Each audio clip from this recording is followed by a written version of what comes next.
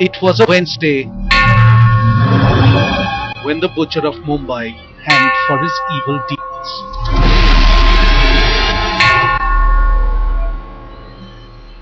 I came on 7th afternoon, and there only I signed at about 4 o'clock.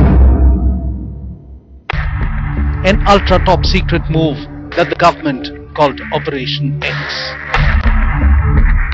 The decision made in Delhi in the beginning of October, after the Home Ministry recommended the rejection of Kasab's mercy plea on 16th of October. The President gave his approval on the 5th of November. 2 days later, the Home Minister put his signature on the file, attesting that the mercy plea was now turned down. That too was a Wednesday, the 7th of November 2012. And at every stage, only those who needed to know were kept in the loop. This quick action, I do not want it to know to the public unless it is executed. And that's why, though we had taken decision on 7th evening, my final signature, and was sent to Maharashtra government, we had informed to them that it should be kept very secret, and they also kept secret. Having received their orders on 19th of November, Monday, the Maharashtra police swung into action. A 17-member special team had been set up to handle the transfer of Kasab from Arthur Road Jail to Yaravada Jail in Pune. As per the requirements of Indian law, the man on death row, Kasab, was informed. As per requirements of international courtesy, the home country of the prisoner, Pakistan, was informed. And for requirements of security, no information was given out to jail authorities on why Kasab was being sent to Yaravada. Two companies of ITBP accompanied Kasab in a bulletproof vehicle from Mumbai to Pune. The hangman and the jail superintendent were told to spend the night in jail. On 8th, Maharashtra government received the file. And in that order itself, it was written that it should be executed on 21st at 7:30. Of course, when we sent there, we told them to be very, very, very secret. The day of the execution arrived, and that too was a Wednesday. On 21st of November, Kasab was woken early and spent half an hour getting ready. He wore new clothes and offered his final prayers. And then Kasab was taken for a medical checkup. Police doctors confirmed that Kasab was fine and in his senses. He was fit to be hanged. Kasab was taken to the special area where the sentence was to be carried out. The security detail on duty that Wednesday morning had had their mobile phones confiscated. Even the hangman, till the last moment, did not know whose neck it was that he was putting the noose around. Matters were done very sensibly. The fact that we were able to keep that secret, I think, is extremely important, and it tells us that if need be, secrets can be kept. When, as per the jail manual and set down procedures, the jailer asked him if he had any last wish or will, Kasab replied in the negative. But just before his face was covered and the noose put around his neck, the clock ticked towards 7:30 a.m. Indian Standard Time, the appointed hour for time to stop for the terrorist from Pakistan. Within minutes of the hanging, IG Maharashtra sent a text message to the government. Operation X successful. Within an hour of his execution for having waged war against the Union of India, Muhammad Ajmal Kasab was buried inside the Yaravada jail according to his religious beliefs. All through, it had been an operation that was shrouded in extreme secrecy to serve the cause of justice for the injustice of 26/11. We have to punish the guilty, and as other people say, then I don't think that is a lesson to terrorists or something like that. Terrorists will never learn things like that because they are very hardcore. The elimination of Kasab was supposed to bring closure to those who lived through the horror of 26/11. But death, it seems, does not always end in a sense of closure.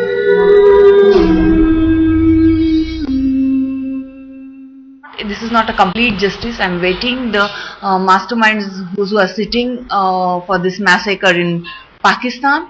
They should be brought to the justice and they should be punished. And then only the complete justice will be there. The mercy petition was rejected by the president of this country. Complete secrecy was maintained through the entire operation. Ajmal Kasab's hanging is a significant move. जो ही अजमल कसाब की फांसी की खबर फैली, लोग अजमल कसाब के आबाई घर आना शुरू हो गए.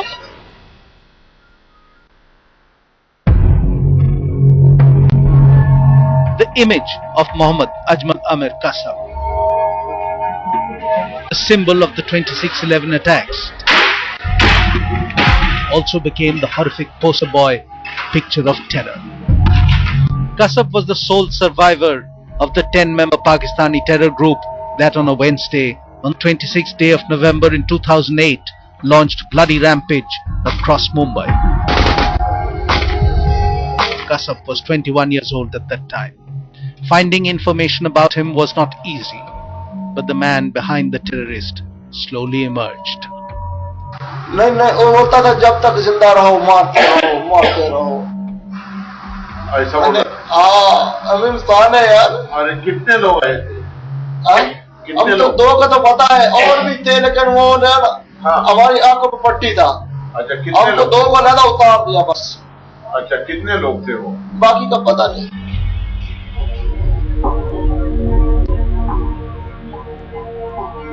Kasab was born in a remote village called Faridkot in Pakistan's Punjab province. His father was a food vendor. Kasab was the third of 5 children in the family. He dropped out of school as his father couldn't afford it. That led to Kasab spending much of his youth alternating between taking up odd labor work and petty crime. At 13, Kasab went to Lahore to stay with his brother. For several years, he shuttled between the homes of his brother and parents till he fought with his father in 2005 and decided to quit home forever, angry at his parents for their inability to provide him new clothes. The disillusioned young man then took to petty crime, graduating to armed robbery in Lahore. A chance encounter with Jamaat-ud-Dawa, the political wing of Lashkar-e-Taiba, changed his life and marked him for death. आज का काम करके बाद में क्या किधर जाने वाले थे तुम लोग? मरने वाले थे हम लोग. कैसे? वो बोलता था कि जन्नत में जाओगे. It did not take long for him to sign up for training with the bitterly anti-India Lashkar-e-Taiba. As a foot soldier of the LET, he was shown films on India's purported atrocities in Kashmir and fiery lectures of Lashkar Chief Hafiz Muhammad Saeed. Kasab then started seeing jihad as a purpose to his life. While training, Kasab performed well and was chosen with 9 others for specialized marine commando and navigation training given to Fidain unit selected to target Mumbai. Kasab also told investigators that Commander Zakiur Rahman Lakhvi promised that his family would be financially rewarded for his sacrifice. Kasab and the 9 other Pakistani terrorists sailed to Mumbai to wreak havoc on the country's financial capital.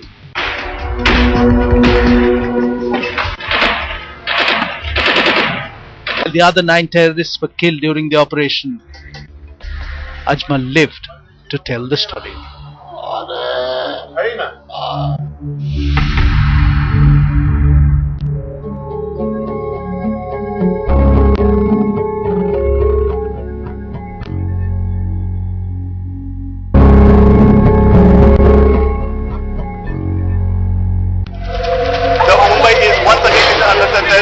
The red alert this is not a distance of more than 500 meters.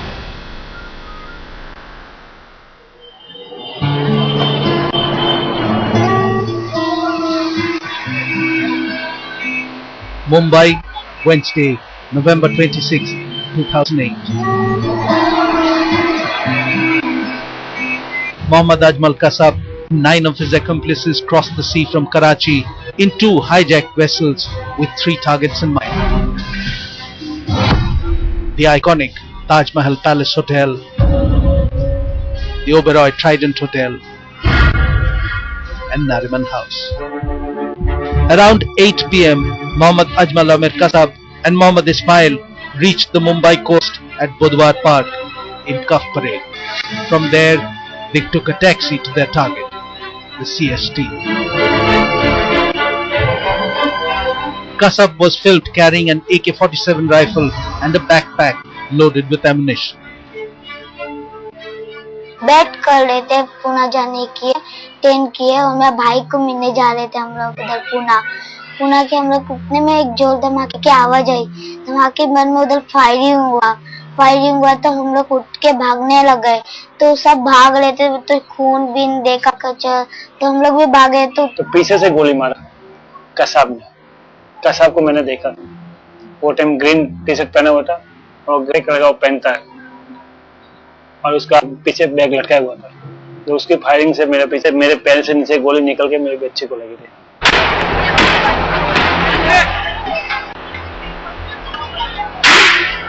The shooting began near platform number 30. The 2 terrorists threw grenades at desperate commuters fleeing the gory scene.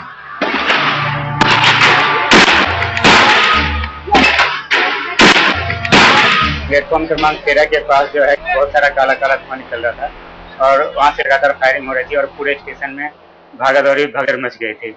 तो उस समय Indrani express जो 13 पर आई थी तो मैंने तुरंत Mac झुका करके अनाउंसमेंट किया कि प्लेटफॉर्म क्रमांक 13 पर आए हुए यात्री आप पीछे की तरफ चले जाइए।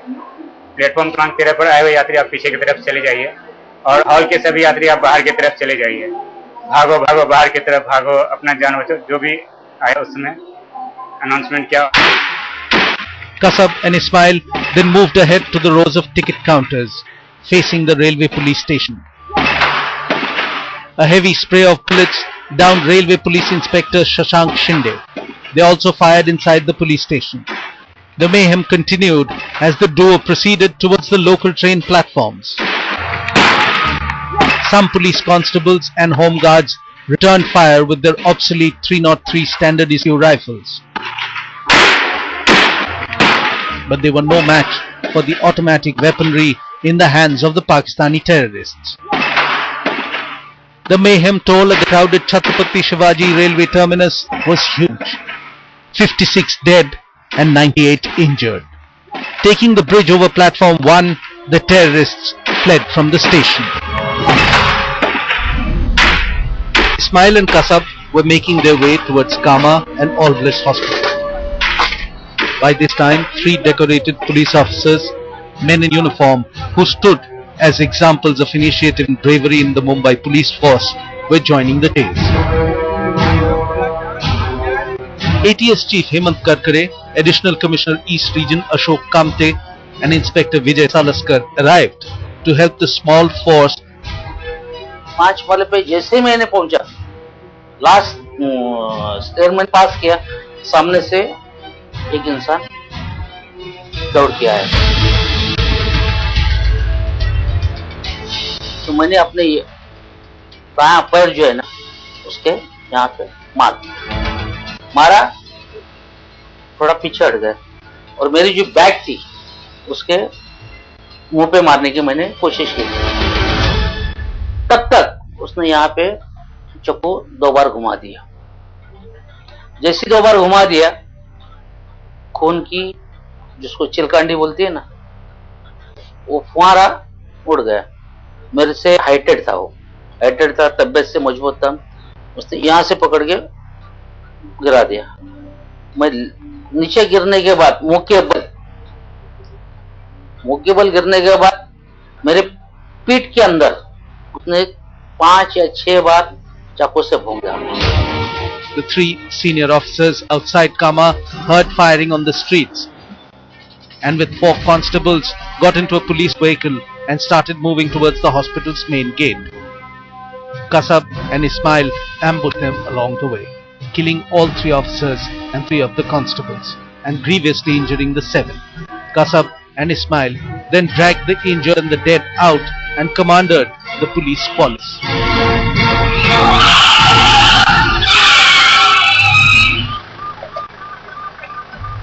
As they drove towards Metro Cinema, one of the tires punctured. So they stole a Skoda. They ran into a police barricade at Chowpatty. Kasab and Ismail tried to make a U-turn. The alert policemen opened fire, killing Ismail.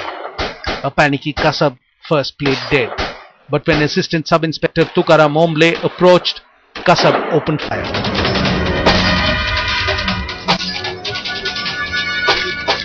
Omble took 5 bullets, but in an unbelievable act of bravery, held on to the barrel of Kasab's weapon, enabling his colleagues to overpower him.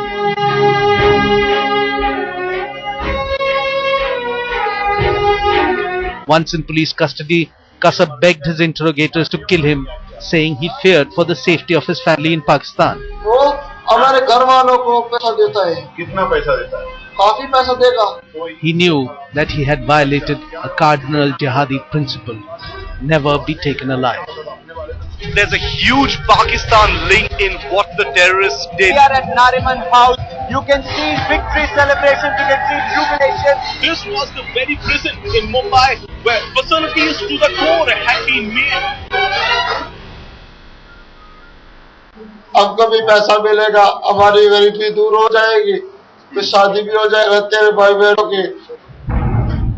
The violent attacks in Mumbai now had a human face, a body made of flesh and blood, and all of India's hate got concentrated on Ajmal Kasab, the lone surviving Pakistani who came to kill and maim. When he was put in solitary confinement in a bomb-proof egg-shaped cell at the Arthur Road jail, it made headlines.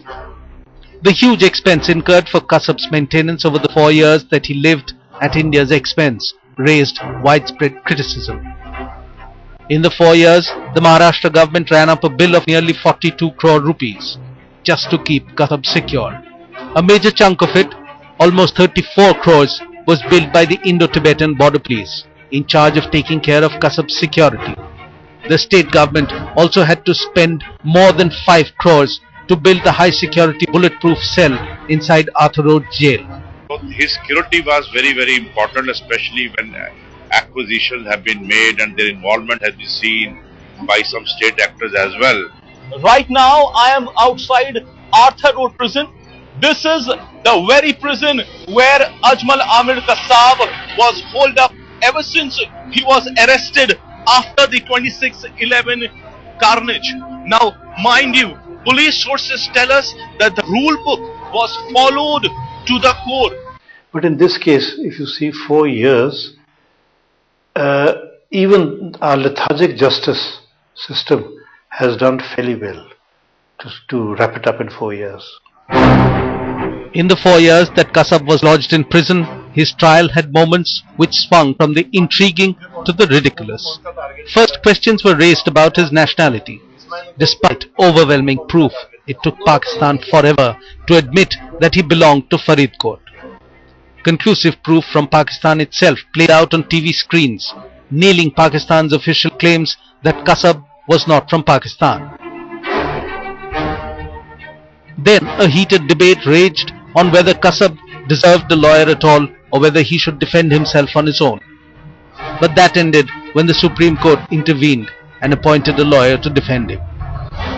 Today it is actually a triumph of the legal system of this country. It has showcased to the world that even a terrorist gets the full chance to plead his case, but in the end he gets the toughest decisions that are taken against him. He has exhausted all his legal avenues, and the law of the land has to take its own course, and the government of India has done what the Supreme Court has told them to do. So, the law of the land has to be followed. As the days dragged by, Kasab's statements and demands added to the nationwide fury.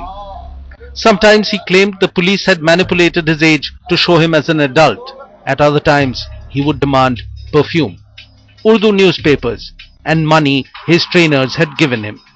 He also asked he be allowed to roam around the veranda of the Arthur Road jail. Kasab even claimed he was getting bored and wanted to have books to read in jail.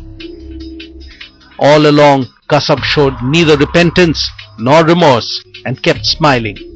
But for prisoner number C7096, Arthur Road Jail, the morning of 21st of November 2012 dawned at Yaravada, heralding his moment of absolute truth. For death had been ordained. On that fateful Wednesday, Ajmal Kasab felt the full force of Indian law and paid the price for having waged proxy war in the service of Pakistan.